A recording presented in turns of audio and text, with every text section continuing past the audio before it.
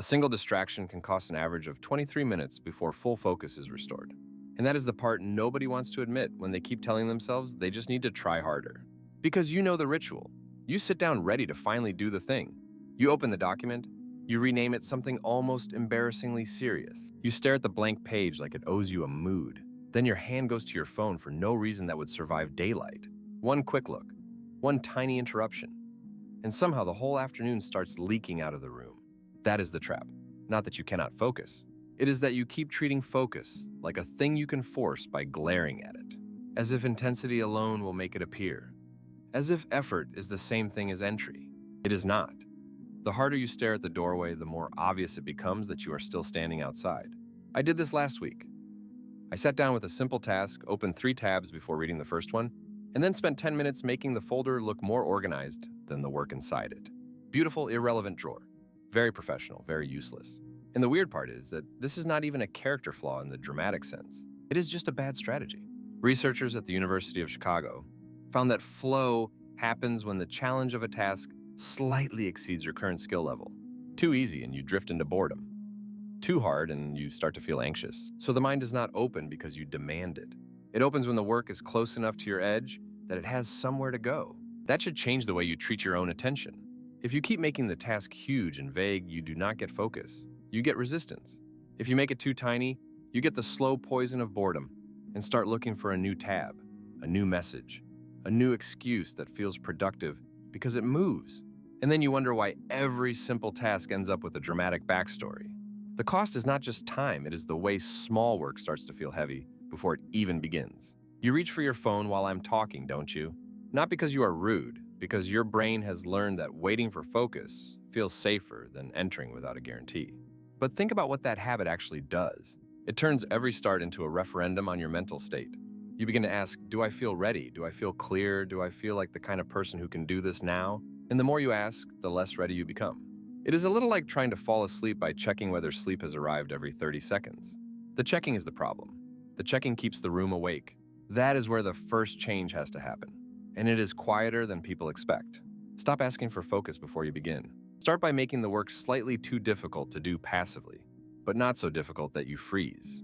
Open the document and write the worst first sentence you can tolerate.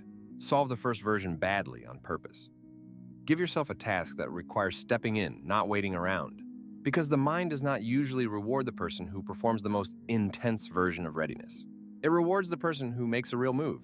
And yes, this sounds almost insulting in its simplicity, but that is the point. Most people are not missing discipline in some grand heroic sense, they are missing traction. They begin with something so broad that the mind can slide away from it without noticing. Then they interpret that slide as weakness. It is closer to bad design than weakness. A task with no edge gives the mind no reason to stay. McKinsey & Company reported in a 10-year study that executives in flow can be up to 5 times more productive than at baseline.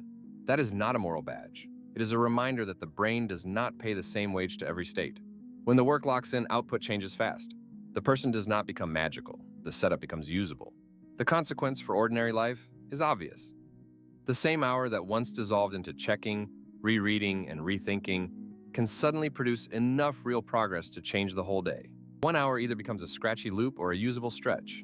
You feel the difference in what gets finished before lunch, in the email that does not have to be reopened 3 times, in the project that stops living only as guilt.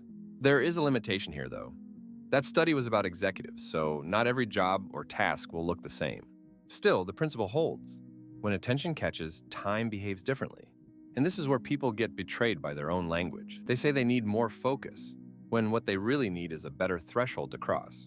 They say they need more willpower, when the actual problem is that their task sits in the dead zone, between too simple and too overwhelming.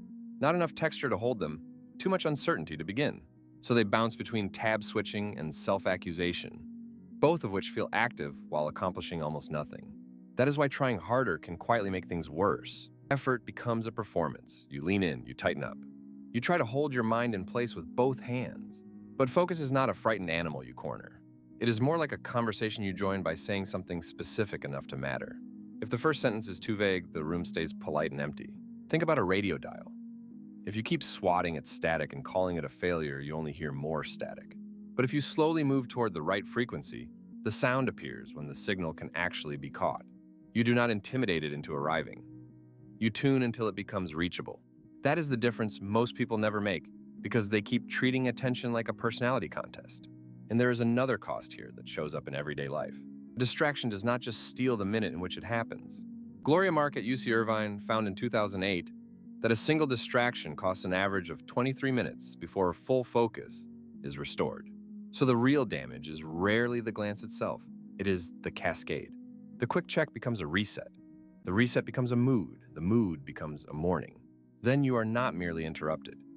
You are negotiating with the remains of your own concentration for the rest of the day. That is why the solution cannot be some grand vow to care more.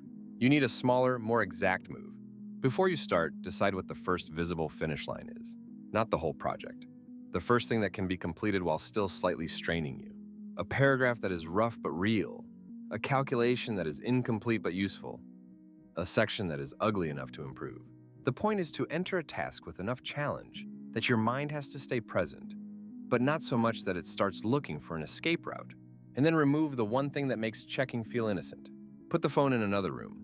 Not because devices are evil, because your brain is far too willing to treat a pocket as permission. If the phone is right there, the part of you that wants relief will keep offering it as a reasonable idea. If it is gone, the negotiation gets shorter. Not noble, shorter. Which is often what focus actually needs. A smaller window for the argument to start. That simple move changes the shape of the hour. You are no longer trying to feel ready. You are making it easier to stay long enough for readiness to arrive on its own. That is the piece people miss. Focus does not usually show up as a reward for effort. It shows up after the effort has stopped demanding applause from you. The moment you stop staring directly at it, it has room to come back. I know how annoying that sounds, because it means the thing you keep trying to dominate is the thing that responds best when you stop making its arrival such a big event. But that is also why the experience feels so familiar. You have probably lived this exact contradiction. The more you ask, where is it, the less you can find it. The more you begin doing, the more the room settles around the work. The less dramatic the start, the more likely the day is to become useful. And if you are wondering whether this is just a clever way to say, be more disciplined, no, it is the opposite. Discipline often gets imagined as force. This is about arrangement, a task with the right amount of stretch, a phone out of reach, a start point that is concrete enough to hold. The mind cannot stay with abstractions that drift. It can stay with something that asks for just a little more than comfort. That is why so many people lose the morning before they have done anything meaningful. They make the work either too large or too vague, then interpret the resulting restlessness as proof that they are not built for deep attention. But the human mind is not offended by work. It is offended by work that gives it no grip. Give it a grip and it behaves differently. Not perfectly, just differently enough to matter. You can feel this in ordinary things. A half-read email that becomes a whole morning because you keep returning to it without deciding what it is for. A kitchen drawer that becomes the place where you hide from the thing you meant to start. A spreadsheet that gets a new color scheme before it gets a single answer. None of that is laziness. It is a mind trying to find the edge where it can enter without panicking. So the shift is not to demand more concentration from yourself as if you are scolding a machine. It is to make the work specific enough that concentration has a reason to stay. Start slightly beyond comfort. Keep the phone away. Let the first minute be ugly and real. Do not test whether focus has arrived every few seconds. That test is the thing that sends it off. And when it finally does appear, do not announce it. Do not admire it. Just keep going. That is the strangest part. The thing you were trying so hard to catch was already there once you stopped making a ceremony out of looking for it. A single distraction can cost an average of 23 minutes before full focus is restored, which is exactly why the work still belongs to the person who leaves the phone in the other room.